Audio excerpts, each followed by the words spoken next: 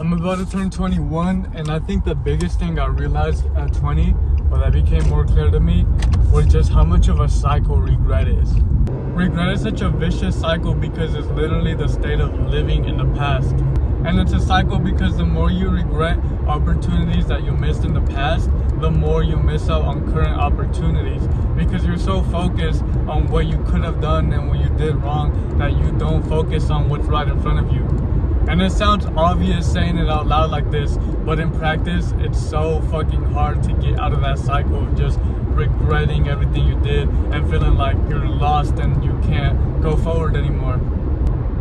Because everything is different in hindsight. Even basic conversations, you could look back and be like, oh, I should have said this, I should have done this. But in the moment, it doesn't come to you, or you're not really thinking that way.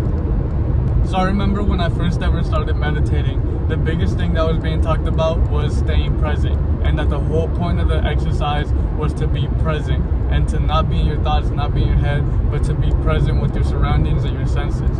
And I honestly thought that was such a kind of a dumb concept, because as an artist, I was thinking, well, if I'm not allowing my ideas to come, if I'm not in my head thinking of ideas, how am I ever going to be inspired? But I've realized that ideas kind of just come to you. They really do. You don't have to sit there and search for it unless you're actually sitting down and brainstorming and you have something and you're trying to make something out of it. But through little things, I've been shown time and time again that the best way to avoid living with regret is to be as present as possible, and be as present and as honest with yourself as possible. I found so many times that when I think of saying something and I hesitate and end up not saying it, I end up regretting it, because thinking about, oh, what could have happened. And it's not as big as the regret isn't as big as the times when I do think of something that seems rather small and I ended up doing it or saying it, and then it leads to something bigger, whether it's, connection with somebody or a conversation or just a new insight or inspiration that would not have came if I didn't do what I would sometimes not allow myself to do out of fear or anxiety. I've also come to realize that I have a lot of fucking time. I'm only about to turn 21, and when I was 17, I really felt like it was over for me. I felt like I was 17 and I had already wasted my life, and there was no way for me to really amount to anything anymore, because I spent my whole childhood just playing video games. But as I've grown older and met more people, I've started to realize that this ideology that I have to be successful at 18 or 21 or else I failed is really just birthed by the internet and just seeing people my age and younger than me doing better than me in whatever it is I want to do. There's always going to be someone better than you. There's always going to be someone ahead of you, but it doesn't matter because they're not you. But at the end of the day, we're not really in competition with each other. Obviously, you're competing with other people in your field, but there's enough resources and enough beauty in this world to where everyone can live a fulfilling life and achieve what they want to achieve if they really work for it every day.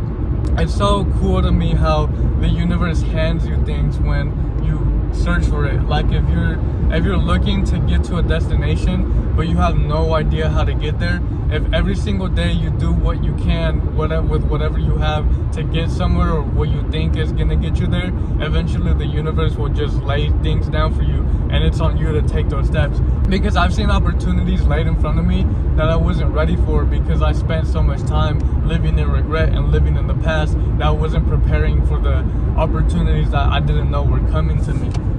And I've also realized that opportunities and things you do in life build upon each other. Like, if let's say right now you have a certain goal, right? And you think, what if it's pointless, because what if in 5-10 years that goal has completely changed and I want to do something completely different? Yeah, it might, but 100% going after what you want to go after now and reaching that is going to somehow help you get to wherever else you have to go after that. I've also realized that not chasing what's in front of you and what you know you have to do.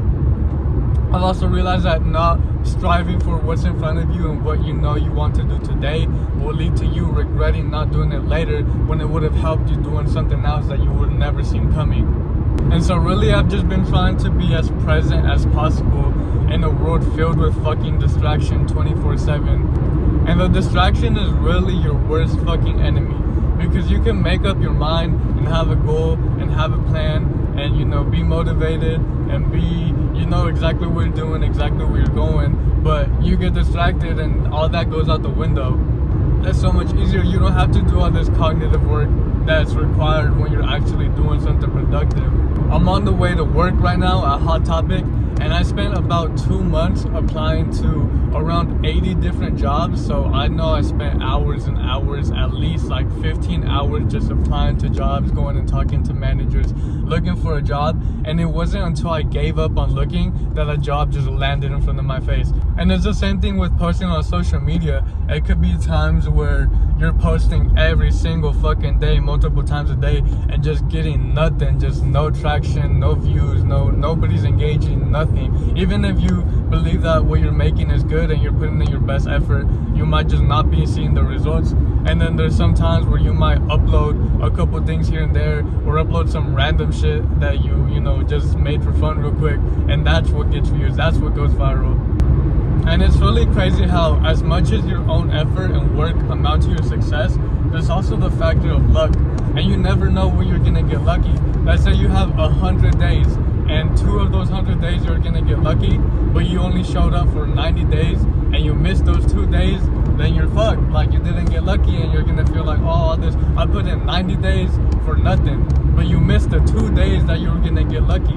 So it's like, you never know when you're gonna get lucky, so your only job is just to not miss a day. You can't really control much, especially when it comes to, let's say, content creation or art, which is subjective. You can't really control how other people are going to react to what you're gonna do, and you're not gonna know the formula for success. You just have to do what you think is the formula for success, and put in your best effort every single day, and one day you might get lucky.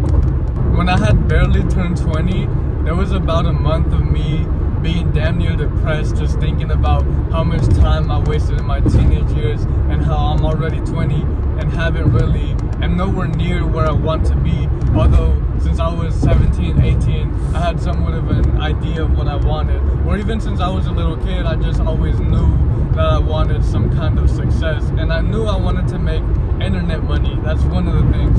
I kind of just happened to end up falling down the slippery slope that took a while to recover from, but I'm still in it, and I'm still trying to climb out of it. But it feels like every day, every month, every year, I'm learning more and more, and I get to try again with new building blocks and new puzzle pieces that I didn't have. So I was just kind of hoping that eventually I'll be able to figure out some kind of puzzle and be able to put together a picture that I didn't see before. And at the same time, I know there is no magic switch. I know there is no magical thing that's going to change my life overnight. It has to be a gradual process. It has to be day after day, putting in the work, putting in the effort. So I hadn't realized it yet, but my biggest goal for this next year is to live in a way where my actions aren't dictated by emotions, but rather by my vision. And to live every day in a manner to where I'll have close to as little regret as possible. Obviously, I can't control that, and I'm human, and I'm always going to regret things. But another thing is, I also need to stop being in my head about those past regrets and just let them go.